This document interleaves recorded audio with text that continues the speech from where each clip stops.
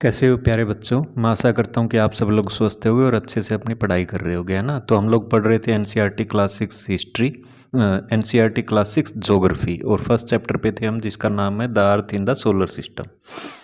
और इस चैप्टर को हमने थोड़ा बहुत कवर कर लिया था, जिसमें हमने देखा था सेलेस्टियल बॉडीज़ किसे बोला जाता है बेटा, फुल मून, न्यू मून क्या होता है ना, जिसको हम अमावस्या और जो है पूर्णिमा के रूप में ही बोलते हैं ना। दिवाली किस दिन मनाई जाती है बेटा, उस दिन अमावस्या होती है, घोर काला अंधेरा होता है उस दिन, है ना, जिस दिन राम जी वापिस आए थे अयोध्या में। तो हम लोग दिए जला करके जो है उसको पूर्णिमा जैसा बना देते हैं। उस दिन सब इंडिया के अंदर लाइटिंग की जाती है खूब सारी, है ना।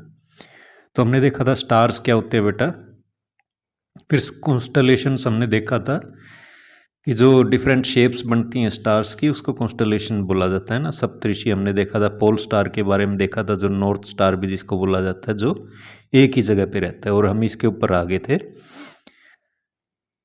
तो ये हमने देखा था बेटा। एक हमने देखा था रिवोल्यूशन क्या होता है, रोटेशन क्या होता है। रोटेशन होता है बेटा, आपने जैसे लट्टू घूमता है, बॉल को आप स्पिन करा दो, घुमा दो, एक ही जगह पे खड़ी खड़ी घूमती रहेगी, राउंड राउंड चक्कर लगाती रहेगी।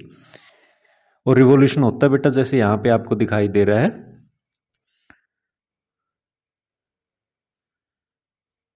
ना, जहाँ जैसे ये सन यहाँ पे है ना, और ये सारे के सारे प्लैनेट्स जो हैं इसका राउंड लगा रहे हैं, इसको रिवोल्यूशन बोला जाता है बेटा, है ना, रिवोल्यूशन बोला जाता है। और जैसे जुपिटर है, ये अपना खुद का ही एक राउंड लगा रहा है ना, यहीं पे घूम रहा है ये, तो इसको बोला जाता है स्पिन कर रहा है या रोटेट कर रहा है, इसको रोटेशन बोला जाता है ना। और जब ये सन का राउंड लगा रहा है इसको रिवोल्यूशन बोला जाता है। तो हमने देख लिया था भाई, सबसे नज़दीक जो है आपका मरकरी है, मरकरी के बाद वीनस, वीनस के बाद अर्थ, अर्थ के बाद मार्स, और फिर इनके बीच में एक एस्ट्रॉयड बेल्ट आ जाती है जिससे छोटे छोटे पत्थर के बहुत सारे टुकड़े फैले हुए हैं ना। ये भी सन का एक राउंड लगा रहे हैं, ये भी क्या कर रहे हैं बेटा, सन का राउंड लगा रहे हैं। ऐसा माना जाता है कि पहले ये भी कोई प्लेनेट रहा होगा, फिर ब्लास्ट हो गया होगा, तो इसके जो टुकड़े डेब्रीज हैं वो पूरे यहाँ पे फैल गए हैं ना, इसको एस्ट्रॉयड बेल्ट करके बोला जाता है। हमने देखा था कि पहले चार जो हैं बेटा प्लैनेट्स, है ना, कौन कौन से हैं, मरकरी, वीनस, मार्स और अर्थ जो हैं, ये सॉलिड है, इनके ऊपर आप खड़े हो सकते हो, है ना, चल फिर सकते हो, सॉलिड ज़मीन है कह सकते हो आप। और जो इसके बाद के जो चार प्लैनेट हैं, जुपिटर हो गया आपका, सैटर्न हो गया, यूरेनस, और ये देखो नेपच्यून भाई साहब, ये सारे गैसीज के हैं ना, इनके ऊपर खड़ा होना मुश्किल काम है, गैस के बने हुए हैं पूरे, बादलों की तरह आप कह सकते हो। अच्छा, ये हमने देख लिया था भाई, ये जो मरकरी है 58 मिलियन किलोमीटर अवे है सन से। बात समझ में, 58 के आगे 6 जीरोज लगा रो, उतने किलोमीटर जो है ये सन से दूर है ना। अर्थ कितना बेटा, 150 मिलियन ईयर्स जो है, मिलियन किलोमीटर्स जो है सन से दूर है। अभी देखो इन सब के अपने अपने जो है मून्स भी होते हैं बेटा, है ना। यहाँ इसमें यह भी बता रखा है कौन कितने दिन में अपना एक स्पिन करता है, स्पिन मतलब खुद रोटेट करता है ना। तो ये जो मरकरी है वो 88 डेज में जो है सन का एक चक्कर लगा लेता है, और अपने एक्सिस पे बेटा 59 डेज में, अपने एक्सिस पे जैसे अर्थ अपने एक्सिस पे एक राउंड की एक चक्कर कितनी देर में लगा लेती है, 24 आवर्स में, है ना, 24 घंटे में वो घूम के वहीं पे आ जाती है। और सन का एक चक्कर कितने 365 डेज में लगाती है। ऐसे वीनस का दे रखा है 255 डेज में सन का लगाता है, और खुद का 243 डेज में, है ना। अर्थ का तो हमें पता ही है भाई, 365 डेज में तो एक साल के अंदर सन का चक्कर लगा लेती है, और 1 डे के अंदर जो है खुद एक चक्कर काट लेती है, खुद घूम जाती है, मतलब, है ना। आप खड़े होके एक जगह घूम जाओगे उसको रोटेशन बोलते हैं।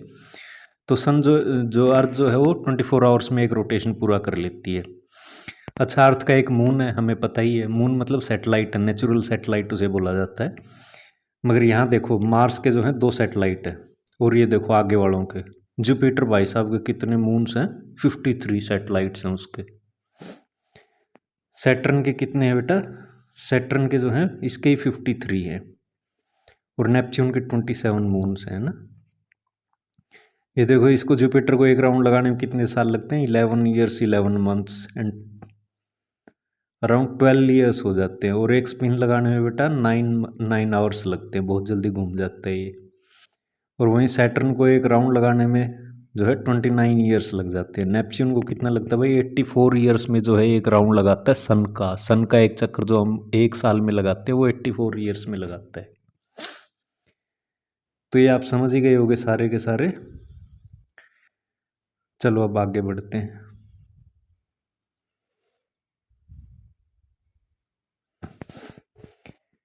तो हमने देख लिया था सोलर सिस्टम क्या है बेटा, जो सन और जो हमारे 8 प्लैनेट्स हैं इसको मिला करके सोलर सिस्टम बोला जाता है ना। सोल का मतलब रोमन के अंदर माइथोलॉजी के अंदर सन गोल्ड करके बोला जाता है। Solar means related to the sun. The family of sun is therefore called the solar system. Write down as many words. Solar energy हो जाता है बेटा, कई सारी चीज़ें हो जाती है, आप लिख सकते हो जो भी वर्ड सोलर से मिलके बने हुए। तो सन क्या है बेटा, the sun is the centre of the solar system. It is huge and made up of extremely hot gases. मैंने बताया था बेटा हीलियम का और हाइड्रोजन का बना हुआ है। वो हीलियम हाइड्रोजन के पार्टिकल आप पल्स में कोलाइड करके एक हीलियम का पार्टिकल बनाते हैं, जिससे इनॉर्मस अमाउंट ऑफ मतलब खूब सारी हीट और लाइट एनर्जी निकलती है, जिससे हमारी पृथ्वी रोशन हो पाती है और हमारा इन्वायरमेंट थोड़ा सा गर्म हो जाता है। It provides the pulling force that binds the solar system. ये देखो बेटा, ये पुलिंग फोर्स जैसे ग्रेविटेशनल फोर्स होती है ना, आप कोई पत्थर लोगे और ऊपर की तरफ आसमान की तरफ फेंकोगे, थोड़ी देर में वो नीचे आके गिर जाता है। क्यों? क्योंकि अर्थ की जो ग्रेविटी है हर चीज़ को अपनी तरफ खींचती है। तो अर्थ से कहीं ज़्यादा जो ये ग्रेविटी है ये सन के पास है, और सन जो है हर चीज़ को अपनी तरफ खींचता है, इसलिए सारे के सारे जो प्लैनेट्स हैं इसका चक्कर लगा रहे हैं, भाग नहीं जाते। अब आप कहोगे खींचता है तो उसके अंदर क्यों नहीं जाके हम लोग सन में गिर जाते? उसका एक दूसरा फंडा है, अभी आपके समझ में नहीं आएगा, जब बड़ी क्लासेस में जाओगे तब पता चलेगा सेंट्रीपिटल और सेंट्रीफ्यूगल फोर्स क्या होती है ना। उसकी वजह से वो अंदर नहीं घुसते, सन के पास जाके टकरा नहीं जाती, अर्थ उसका राउंड लगाती रहती, चक्कर काटती रहती है उसका, है ना। ऐसे ही हमने ही बहुत सारे सैटेलाइट्स, एक सैटेलाइट तो अपना नेचुरल सैटेलाइट तो मून है बेटा, मगर हम आर्टिफिशियल सैटेलाइट तो हर महीने कोई ना कोई देश जो है छोड़ता ही रहता है। इंडिया ही बहुत सारे सैटेलाइट्स को लॉन्च करता है, रॉकेट के ऊपर एक सैटेलाइट लगा देते हैं और उसको जो है हवा में छोड़ देते हैं रॉकेट, फिर उसको जाके ऑर्बिट में सेट कर देता है। अच्छा, ऑर्बिट क्या होता है बेटा? ये जो चक्कर लगाते हैं ना, ये जो लाइनें आपको दिखाई दे रही हैं ये इसका रास्ता है। ये हमेशा जो मार्स है इसी के ऊपर घूमता रहेगा सन के चारों तरफ, तो इसको जो है ऑर्बिट बोला जाता है। क्या बोला जाता है बेटा? ऑर्बिट। इसका रास्ता, जिस रास्ते से सन का राउंड लगाता है उसको ऑर्बिट बोलते हैं। बात समझ में आई?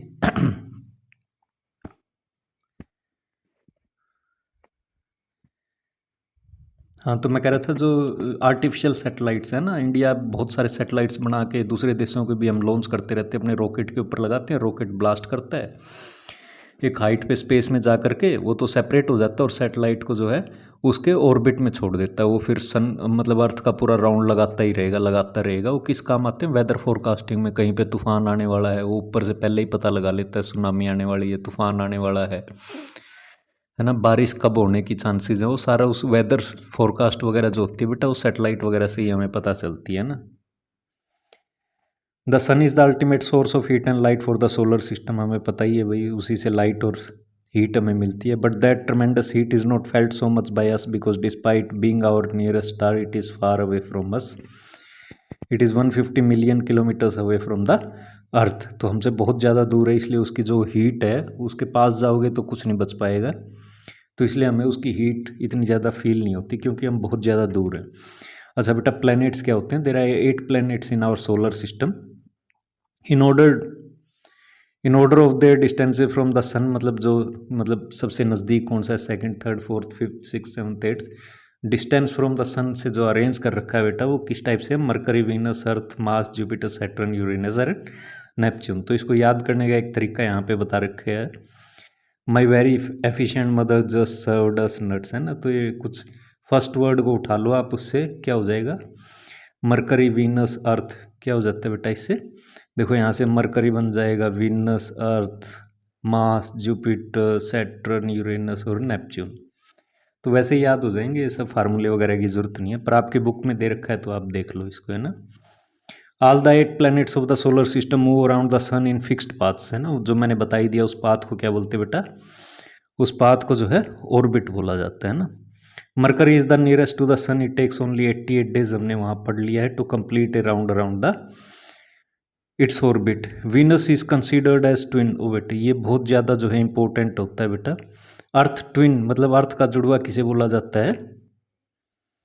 अर्थ का जुड़वा किसे बोला जाता है बेटा? वीनस को बोला जाता है ना। एकदम अर्थ का भाई लगता है ये, because its size and shape are very similar to the earth. तो एक क्वेश्चन आ जाएगा, why Venus is called as earth twin, है ना, because its shape and size are very similar to the earth. अब ये देखो एक और फंडा आ रहा है। जब मैं बच्चा था, स्कूल में पढ़ता था, हमें 9 प्लैनेट्स पढ़ाए जाते थे बेटा। अरे एक प्लूटो भी होता था। तो ये देख लो कितने सालों से जो है 9 प्लैनेट हमें पढ़ाए जा रहे थे, हम तो 9 प्लैनेट पढ़ पढ़ के ही बड़े हुए थे। अभी आपको बोल दिया गया भाई 80 प्लैनेट है, 9 वाले को इन्होंने प्लैनेट सिस्टम से हटा ही दिया, बोला वो नहीं है planet. Till recently 2006 Pluto was also considered as a planet, है ना, हमने तो प्लूटो को प्लैनेट के तौर पे ही पढ़ा था। However, in a meeting of the International Astronomical Union, a decision was taken that Pluto, like other celestial objects, Sirius 2003 UB ये उसका नाम है, कोई इसी टाइप का आप समझ लो कि प्लूटो टाइप का एक और चीज़ घूम रही है जिसका नाम सीरस है ना। अच्छा, प्लैनेट होने की कुछ कंडीशंस होती हैं जो इन्होंने डिसाइड कर रखी हैं। भाई प्लैनेट हो, उसके आसपास उसी के शेप साइज का कोई दूसरी चीज़ नहीं होनी चाहिए। मगर प्लूटो के साथ यही गड़बड़ थी, जब जहाँ प्लूटो घूम रहा है ना उसके आसपास उसके टाइप के और भी बहुत सारे ऑब्जेक्ट्स घूम रहे, जैसे सीरस है 2003 वाला। तो इसलिए उसने बोला भाई ये तो प्लैनेट की कंडीशन को फुलफिल नहीं करता, इसलिए इन्होंने क्या किया बेटा, इसको हटा दिया प्लैनेट के उससे। और फिर इसको क्या बोल दिया, बोला ये तो ड्राफ्ट प्लैनेट है, मतलब छोटा छोटा है, पूरा प्लेनेट नहीं है। बोना, ड्राफ्ट का मतलब बोना होता है बेटा, बोना प्लेनेट है ये तो, मतलब हमारे सोलर सिस्टम से उसको हटा दिया है वो चक्कर अभी भी लगा रहा है वहीं पे, ऐसा नहीं कहीं गायब हो गया। मगर उसके आसपास और भी हमें दिखाई देंगे तो किस किस को हम कंसीडर करेंगे, इसलिए उसको अपने सोलर सिस्टम में आजकल पढ़ाई कराना ही उसको बंद करा दिया है बेटा। ह्यूमन्स हैव, अच्छा ये देखो यहाँ क्या बोला जा रहा है, humans have always been fascinated का मतलब आश्चर्यचकित रहते थे, मतलब जानने की जिज्ञासा होती है, मतलब उससे प्रभावित रहते थे। बाय गेजिंग मतलब देखना, at the night sky, those who study the celestial bodies and their movement are called as astronomers. तो इंडिया के एक बहुत पुराने एस्ट्रोनॉमर हुए हैं जो हमने हिस्ट्री में पढ़ा भी था, गुप्त काल के अंदर जो है आर्यभट्ट हुए थे, है ना, किसके टाइम पे हुए थे, चंद्रगुप्त विक्रमादित्य के टाइम पे। तो उन्होंने बताया था moon and planet shine due to the reflected sunlight, है ना। इन्होंने क्या खोज की थी, इन्होंने बोला था भाई ये जो मून चमकता है ना इसका खुद का कोई लाइट वाइट नहीं है, अभी तो हमें पता चल गया है। मगर उसने उस टाइम पे बता दिया था ये, जब उसके पास दूरबीन वगैरह ये सब चीज़ें नहीं होती थी। Today astronomers all over the world are busy exploring the universe. तो आज भी बेटा सारे के बहुत सारे एस्ट्रोनॉमर्स हैं, कुछ तो गवर्नमेंट के हो गए जैसे नासा के हो गए, या अपनी जैसे इसरो वगैरह है ना, अपनी एक ऑर्गेनाइजेशन है जो इन चीज़ों से डील करती है। अमेरिका की नासा है ना, ऐसे ही यूरोप की है एक बेटा, एक रशिया की है। तो ये सारे खोजबीन में लगे हुए हैं, और कई जैसे जो किसी मतलब सरकार वगैरह से जुड़े नहीं हैं, अपने जैसे हैं एमेच्योर उनको बोला जाता है, वो भी अपना खूब अब इंस्ट्रूमेंट्स वगैरह खरीद के खुद ही आसमान को देखने में लगे हुए हैं। अगर आप भी इस टाइप से किसी प्लेनेट को खोज दोगे, किसी मीटियोर को, एस्ट्रॉयड को अगर आप ढूंढ दोगे तो वो आपके नाम पे उसका नाम रख दिया जाता है ना। तो देखो खोज करने की कोशिश करो, अगर आपको कुछ मिल जाता है तो। वैसे तो बहुत सारी दुनिया लगी हुई है। तो अभी अर्थ के बारे में देखो, the earth is the third nearest planet, है ना। इससे पहले कौन सा आता है, मरकरी और वीनस आता है, सन के पास जो है तीसरे नंबर पे आता है। In its side it is the fifth largest planet. It is slightly flattened मतलब बेटा जो अर्थ की शेप है ना वो थोड़ी इस टाइप की है, मतलब पूरा स्फीयर नहीं है, गोल नहीं है। ये ऊपर जो पोल्स है ना, पोल्स, इसको बोल दो नॉर्थ पोल, इसको बोल दो साउथ पोल। तो यहाँ से थोड़ी दबी हुई है, पिचकी हुई है, और इसका पेट जो है ये फूला हुआ है। तो इस शेप को क्या बोलते हैं बेटा, जियोइड बोल के इस शेप का नाम है। अर्थ लाइक बोला जाता है इसको। तो पोल पे से थोड़ी दबी हुई है यहाँ से, है ना, यहाँ से दबा रखा है, जैसे एक बॉल को आप ऊपर नीचे से दबा दोगे। Geoid means earth like shape. चलो आगे बढ़ते हैं। Conditions favourable to support life are probably found only on the earth. The earth is neither too hot nor too cold. किसी और प्लेनेट पे जाओगे बेटा, वीनस पे इतना गर्म रहता है हम लोग जी नहीं सकते, है ना। मरकरी पे जाओगे वहाँ नहीं जी सकते। मार्स थोड़ा ठंडा हो जाता है, जैसे मतलब आप कह सकते हो जैसे वहाँ सन निकलता है तो एकदम से हीट बढ़ जाती है, जैसे ही सन गायब होता है एकदम से ठंड बढ़ जाती है वहाँ पे।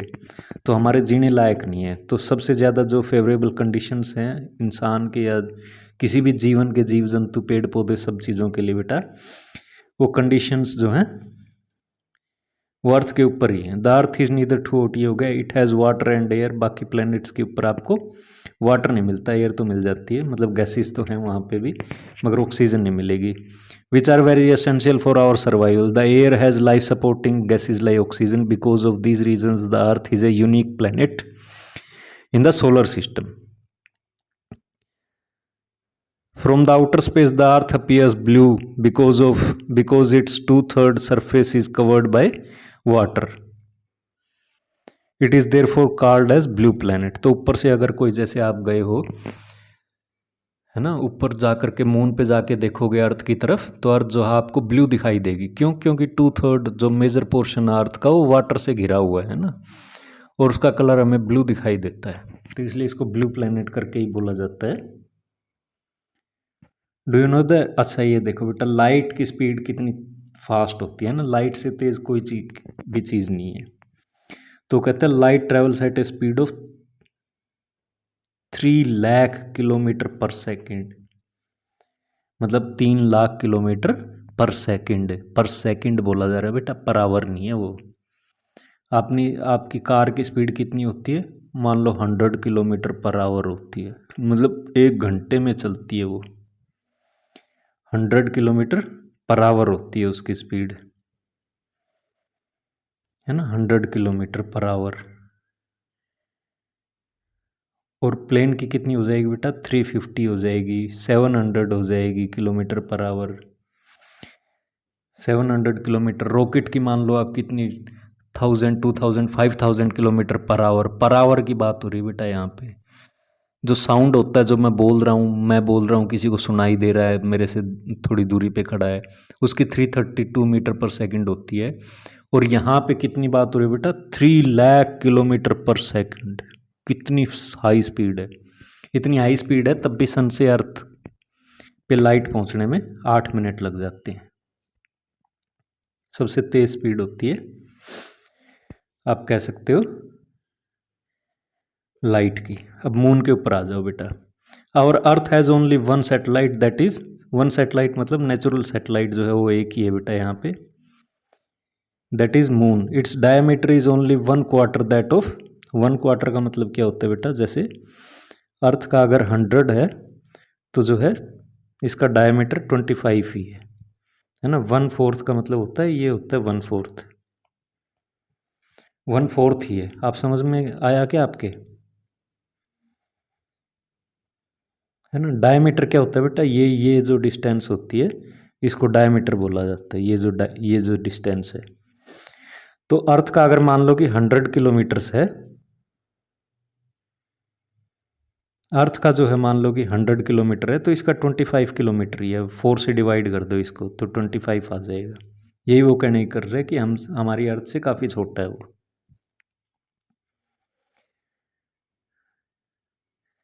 मगर हमें बड़ा क्यों दिखाई देता है बेटा? वो सन से ही बड़ा दिखाई देता है, दूसरे स्टार से ही बड़ा दिखाई देता है, क्योंकि वो हमारे नज़दीक है ना। It appears so big because it is near to our planet than other celestial body. It is around 3,84,400 kilometres.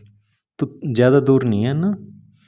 Rocket चलता है वो 1 दिन के बाद 2 दिन में पहुंच जाते हैं वहाँ पे मून के ऊपर, और सन पे पहुंचने में कई साल लग जाएंगे।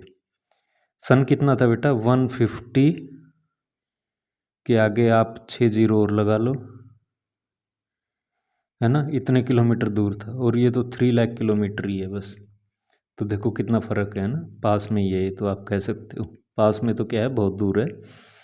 Now you can compare the distance of earth from the sun and that from moon. The moon moves around the earth in 27 days. It takes exactly the same time to complete one spin. As a result, only one side of moon is visible to us on earth. ये देखो बेटा, ये बहुत बड़ा फंडा है, पता नहीं आपके समझ में आएगा या नहीं, कोशिश करता हूँ मैं। तो देखो ये मान लो कि ये एक्सिस है, मून जो है अपना एक रोटेशन करता है। रोटेशन मतलब बेटा मैंने आपको पहले ही बताया है, जैसे ये जो यहीं पे ऐसे घूमती रहती है ना, बात समझ में आई? यहीं पे मान लो कि ये लट्टू है, आपने चला दिया है। लट्टू समझते हो क्या? वो धागे बांध के जो घुमाते हैं, तो ये क्या करेगा बेटा? ऐसे ही स्पिन होता रहेगा अपनी जगह पे, एक ही जगह खड़ा खड़ा घूमता रहेगा, तो इसको रोटेशन बोलते हैं। और एक क्या होता है बेटा, ये जैसे ये मान लो अर्थ है, और ये मून मून इसका ऐसे चक्कर लगाता रहता है अर्थ के चारों तरफ। समझ में आया? तो ये भी 27 डेज में लगाता है ये पूरा का पूरा। और ये जो खुद के चारों तरफ घूमता रहता है, यहीं पे घूमता रहता है, ये भी 27 डेज में लगाता है। आप इसकी वीडियोस वगैरह देख लेना, अगर समझ में ना आए तो यूट्यूब पे बहुत सारी आपको देखने को मिल जाएंगी। वो कह रहा है कि दोनों काम 27 डेज में करता है। अच्छा, रोटेशन और रिवॉल्यूशन ये 27 डेज में कंप्लीट करता है, इसलिए हमें इसकी एक ही साइड दिखाई देती है, दूसरी साइड कभी नहीं दिखाई देती। उसको डार्क साइड बोला जाता है, हमें दिखाई नहीं देती अर्थ के ऊपर से। और हम उसको अच्छे से देख भी नहीं पाते क्योंकि ये दूरबीन वगैरह ये सब हमारी उस साइड को नहीं देख पाती है, टेलीस्कोप वगैरह जो हमने लगा रखे हैं ना। तो इसलिए सारे कंट्रीज आजकल क्या कोशिश कर रहे हैं कि मून के डार्क साइड में लैंड किया जाए। भाई वहाँ पे क्या है, वहाँ पे क्या है, उधर का तो हम जानते नहीं ज़्यादा। एक साइड का तो जो हमें दिखाई दे रही है ये तो सारा दिखाई दे रहा है, इसको तो हम देख सकते हैं, मगर इसके पीछे क्या है वो हमें दिखाई नहीं देता और कभी अर्थ से दिखाई नहीं देता। तो अर्थ बेटा एक अपना रोटेशन कितनी देर में लगाती है? 24 आवर्स में लगाती है। और मून एक रोटेशन कितनी देर में लगाता है? 27 डेज में। अर्थ एक रिवॉल्यूशन सन के अराउंड कितनी देर में लगाती है? 365 डेज में। और मून एक रिवॉल्यूशन अर्थ का कितने दिनों में लगाता है? वो भी 27 डेज में। तो इसका रोटेशन और रिवॉल्यूशन 27 डेज है, इसलिए हमें इसकी दूसरी साइड दिखाई नहीं देती। ये क्वेश्चन में आ सकता है बेटा, इसलिए इसको याद रखना आपको। अच्छा, Neil Armstrong was the first man to step on the surface of moon on कब ये मून पे गया था बेटा? 20 जुलाई 1969। ये देखो कितनी पहले पहुंच चुका है ना, तब तो हम पैदा भी नहीं हुए थे, आपके पिताजी भी नहीं होंगे। Find out whether any Indian has landed on the moon. कोई गया है क्या इंडियन मून के ऊपर? नहीं, अभी तक कोई नहीं गया बेटा, मगर हमारा रॉकेट ज़रूर गया था। और अभी हमारे 4 एस्ट्रोनॉट्स तैयार हो रहे हैं, रशिया में ट्रेनिंग कर रहे हैं, उनमें से पक्का 2-3 जाएंगे। अभी हम चंद्रयान 1 जो है दूसरा लॉन्च करने वाले हैं, तो उसमें एस्ट्रोनॉट्स हमारे बंदे भी जो हैं मून के ऊपर जाएंगे। सैटेलाइट हमें पता चल गया बेटा, satellite is a celestial body that moves around the planet. जैसे अपना सैटेलाइट कौन सा है? मून है बेटा। In the same way as planet moves around the sun. The moon does not have condition favorable for life. It has mountains, plain and depressions on it. तो भाई moon की जो कंडीशन है वो रहने लायक नहीं है ह्यूमंस के। कहीं पे पहाड़ हैं, कहीं गड्ढे बने हुए हैं उसके अंदर, कोई वहाँ पे ऑक्सीजन नहीं है। ऑक्सीजन क्या, एयर ही नहीं बेटा वहाँ पे, पानी नहीं है, तो हम क्या जिंदा रह पाएंगे? ना पेड़ पौधे उगेंगे वहाँ पे। ह्यूमन मेड सैटेलाइट्स बेटा, है ना। ह्यूमन मेड सैटेलाइट्स में क्या होता है? It is an artificial body. Artificial body होती है, हमने खुद ही बनाई होती है। It is designed by scientist to gather information about the universe और for communication. It is carried by rocket and placed in the orbit around the earth. Some of the Indian satellites are INSAT, है ना। Indian satellite इसकी form होती है बेटा IRS। EDUSAT मतलब education satellite होता है, जो पढ़ाई के पर्पज़ के लिए छोड़े जाते हैं। ऐसे भी कई सारे सैटेलाइट हैं। बेसिकली एक रॉकेट के ऊपर जो है यहाँ पे सैटेलाइट लगा हुआ रहता है। ये रॉकेट यहाँ से उड़ता है बेटा, ऊपर आकर के सेपरेट हो जाती है इसकी मोटर, फिर ये सैटेलाइट रह जाता है। ये इसके ऊपर सोलर पैनल लगे हुए हैं जिससे इसको लाइट मिलती रहती है, इसके इलेक्ट्रॉनिक इक्विपमेंट्स काम करते रहते हैं। और ये अर्थ के ऊपर जो है सिग्नल्स वगैरह, जिससे टीवी वगैरह, हमारे मोबाइल फ़ोन तो टावर से चलते हैं, मगर कई सैटेलाइट फ़ोन्स भी होते हैं, वो सब काम करते हैं बेटा। इसी ये वेदर को देखता रहता है हमारे, है ना। और भी दूसरी चीज़ों में कम्युनिकेशन में, GPS में, ये सब चीज़ों में हमें काम करता है ना। जैसे शिप्स वगैरह आजकल समुद्र में चलती हैं, वो GPS से काम करती हैं। एरोप्लेन्स वगैरह उड़ते हैं, वो भी उसी से काम करते हैं। और ये जो मोटर होती है इसकी, जो रॉकेट का मोटर वाला इंजन होता है, वो नीचे गिर जाता है अपने यहाँ अर्थ के ऊपर आकर के, या समुद्र में गिर जाता है। इसको बेटा सैटेलाइट बोलते हैं, आर्टिफिशियल सैटेलाइट है। ये भी अपने एक ऑर्बिट में इसको छोड़ दिया जाता है। ऑर्बिट मैंने अभी थोड़ी देर पहले आपको बताया था। और ये जो है वहीं अर्थ के चक्कर लगाता रहता है ना। What do animals and plant require in order to grow and survive? अरे ऑक्सीजन चाहिए उनको, पानी चाहिए, है ना। ये सारी चीज़ें उन्हें चाहिए होती हैं बेटा। तो यहाँ क्या था? डिप्रेशंस ऑन, हाँ, मून सरफेस की बात चल रही थी। These cast shadows on moon surface. Look at the full moon and observe these shadows. तो आपको ये ऐसे गड्ढे से दिखाई देंगे, यहाँ पे छेद बने हुए हैं, है ना। बोलते हैं चांद के ऊपर भी दाग हैं। दाग क्या है बेटा, वो गड्ढे बने हुए हैं, वहाँ पे धूप नहीं जा पाती या सन की रेज नहीं जा पाती, इसलिए वहाँ ब्लैक ब्लैक दिखाई देता है। तो इसलिए बोला जाता है चांद के ऊपर भी दाग है। अभी एस्ट्रॉइड क्या होता है बेटा, एस्ट्रॉइड बेल्ट हमने वहाँ पढ़ी थी, बड़े बड़े पत्थर के टुकड़े होते हैं बेसिकली, है ना। Apart from stars, planet and satellite, there are numerous tiny bodies which move around the sun, this bodies are called asteroid. वो बेसिकली पत्थर के टुकड़े हैं बड़े बड़े से। They are found between the orbit of Mars and Jupiter. ये question आ सकता है, कहाँ पे वो मिलती है एस्ट्रॉइड बेल्ट, मार्स और जुपिटर के बीच में रहती है बेटा वो, है ना। Scientist are of the view that asteroids are part of a planet which explode in many years ago. तो ऐसा मानते हैं साइंटिस्ट कि वो भी कोई प्लैनेट रहा होगा, मगर कभी उसमें ब्लास्ट हो गया और उसके टुकड़े टुकड़े हो गए, और टुकड़े अभी फैले हुए हैं। मीटियोरॉइड क्या होता है बेटा, ये भी छोटे ही पत्थर के टुकड़े होते हैं, रॉक्स होती हैं, छोटे स्मॉल पीसीज ऑफ रॉक्स होते हैं जो सन का चक्कर लगा रहे होते हैं, इनको भी मीटियोरॉइड्स बोला जाता है। Sometime this meteoroids come near the earth and tend to drop on it. कई बार ये इतना नज़दीक आ जाते हैं अर्थ के, और अर्थ की ग्रेविटी इनको अपने अंदर खींच लेती है। खींचने की वजह से क्या होता है बेटा, कुछ तो ये जैसे बहुत हाई स्पीड के साथ आ रहे होते हैं तो हमारे एटमॉस्फेयर के अंदर ही जल जाते हैं फ्रिक्शन की वजह से, एयर फ्रिक्शन की वजह से। तो ये आसमान में कई बार जलते हुए दिखाते हैं ना, टूटते हुए तारे, तो यही होते हैं, वो मीटियोरॉइड्स ही होते हैं बेटा। कई बार इनका बड़ा टुकड़ा बच जाता है तो अर्थ पे आकर के गिर जाता है ना।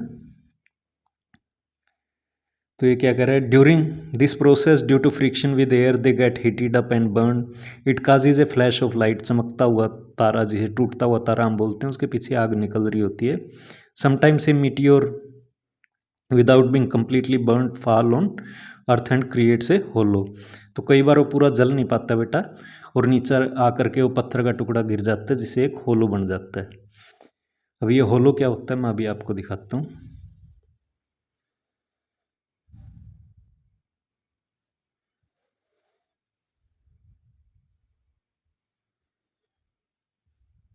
ये देखो, ये आपको दिखाई दे रहे हैं ना,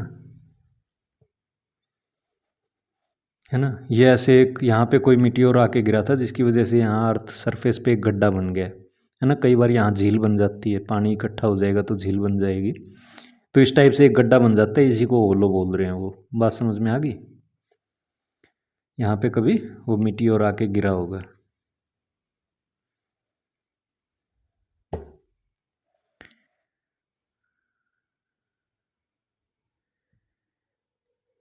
do you see a whitish broad band, whitish broad band, वो कह रहा है कि आपको दिखाई देता है क्या, है ना। कई बार आसमान में इस टाइप का दिखाई देता है क्या आपको, यहाँ पे ज़्यादा ही कुछ रोशनी दिखाई दे रही है ना।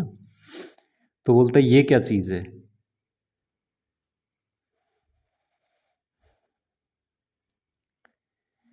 It is a cluster of million of stars. वो कह रहा है यहाँ बहुत सारे स्टार्स हैं बेटा, है ना। Cluster of million of stars, लाखों स्टार्स हैं यहाँ पे। This band is known as Milky Way galaxy. तो इसको मिल्की वे गैलेक्सी बोला जाता है बेटा, जिसका एक छोटा सा पार्ट हमारा सोलर सिस्टम है। पहले देखो सोलर सिस्टम कितना बड़ा है, और वो एक मिल्की वे गैलेक्सी का एक छोटा सा पार्ट है, जिसको हिंदी में हम लोग आकाश गंगा के नाम से बोलते हैं, है ना। उसको मिल्की वे गैलेक्सी भी बोला जाता है। और solar system is a part of this galaxy. In ancient India it was imagine to be a river of light flowing in the sky. वो कहते हैं भाई एक जो है प्रकाश की नदी बह रही है आकाश के अंदर, जिसकी वजह से इसे आकाश गंगा बोला जाता है ना। गंगा तो अपनी रिवर है, बोलते हैं कि भाई ये अपनी आकाश में बहने वाली गंगा है ना। ए Galaxy is a huge system of billion of stars and clouds of dust and gases. तो बोल रहे हैं बहुत सारे स्टार्स हैं, बहुत सारे प्लैनेट्स हैं, और भी बहुत सारे डस्ट के क्लाउड्स, गैसेज वगैरह वहाँ पे होती हैं। There are million of such galaxies that are there in universe. अभी ये देखो बेटा, पहले solar system is a part of Milky Way galaxy. मतलब मिल्की वे गैलेक्सी में अपने सोलर सिस्टम जैसे बहुत सारे सिस्टम हैं, ऐसे बहुत सारे स्टार्स हैं, बहुत सारे प्लैनेट्स हैं जो उन स्टार्स का चक्कर लगा रहे हैं। इस पूरे एक कह लो इन सबको इकट्ठा एक गैलेक्सी बोलते हैं। मिल्की वे गैलेक्सी एक ऐसी गैलेक्सी है जिसके अंदर अपना सोलर सिस्टम है। इस टाइप की बहुत सारी गैलेक्सी हैं, और ये बहुत सारी गैलेक्सी जो हैं किसके अंदर है, यूनिवर्स में। तो सबसे बड़ी चीज़ क्या है बेटा, यूनिवर्स है। बात समझ में आई। It is difficult to imagine how big the universe is, है ना। कितना बड़ा यूनिवर्स है अब तक कोई पता नहीं लगा सकता। Scientist are still trying to find out more and more about it. तो अभी तक उसके बारे में पता लगाया जा रहा है। We are not certain about its size but we know that all of us, you and I, belong to this universe. तो इतना हमें पता है कि हम सारे के सारे जो हैं बेटा इस यूनिवर्स का एक पार्ट है, बहुत छोटा सा पार्ट है। यहाँ पे अभी आपको ये लड़की दिखाई देगी खड़ी हुई, है ना। तो ये यहाँ पे एक लड़की खड़ी है, किसके ऊपर खड़ी है बेटा? अर्थ पे। अर्थ क्या है? सोलर सिस्टम का एक पार्ट है। और सोलर सिस्टम क्या है बेटा? मिल्की वे गैलेक्सी का पार्ट है। और मिल्की वे गैलेक्सी किसका पार्ट है? यूनिवर्स का पार्ट है। बात समझ में आ गई आप लोगों के? तो बेटा ये चैप्टर कंप्लीट हो गया है। बहुत सारे फंडे थे इसके अंदर आपके याद करने के लिए। होप मुझे, एक तो रोटेशन और रिवॉल्यूशन जो है वो इम्पोर्टेंट है बेटा, उसको याद रखना, जिससे आपको पता चलेगा। एक रोटेशन पे डे एंड नाइट्स होते हैं, और एक चक्कर जो है सन का जो लगाती है उसको बोला जाता है रिवॉल्यूशन, और वो जो है 365 डेज में या 1 ईयर में लगाती है। बात समझ में आ गई? और मंथ कैसे बनता है बेटा? मंथ बनता है जब मून अर्थ का एक राउंड लगा लेता है, लगभग 27 डेज में या 28 डेज के अंदर। आपकी बुक में 27 डेज लिख रखा है, तो उसे ही याद रखो। क्वेश्चन आंसर आपकी मैडम ने कराई दिए होंगे बेटा, तो मुझे लगता है आपके समझ में आया होगा। नहीं आया होगा तो एक बार वीडियो को फिर से देख लीजिएगा। और भी बहुत सारे वीडियो आपको जो हैं यूट्यूब के ऊपर मिल जाएंगे, जैसे क्यों हमें एक ही साइड जो है मून की हमेशा अर्थ से दिखाई देती है, दूसरी साइड क्यों नहीं दिखाई देती है। तो जहाँ भी आपको डाउट है, आजकल तो बहुत सारी चीज़ें अवेलेबल है, उनसे पता कर लीजिएगा। और अगर आपको वीडियो अच्छी लगी तो बेटा शेयर करना और सब्सक्राइब करना। और अगर कमेंट्स में कुछ मुझे बताना चाहो इम्प्रूव करने के लिए, तो प्लीज़ आप लोगों का वेलकम है। चलो ओके, थैंक यू बेटा, बेस्ट ऑफ लक।